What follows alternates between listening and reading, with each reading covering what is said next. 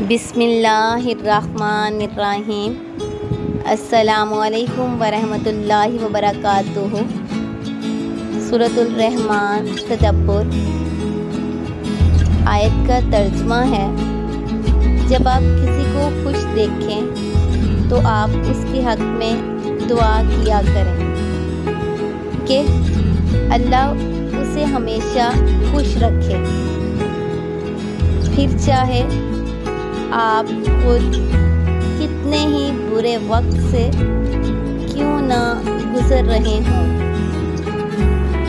क्योंकि हम नहीं जानते कि कौन अपनी मुस्कुराहट के पीछे अपना गम छुपाए हुए हैं, और ना ही हम ये जानते हैं कि जिसे आज खुशी नसीब हुई है उसने अपने माजी में कितना मुश्किल वक्त देखा है, और मुमकिन है कि उनके लिए भलाई की दुआ करने से अल्लाह हम तक भी भलाई पहुंचा दे, क्योंकि अच्छाई का बदला सिर्फ अच्छाई है।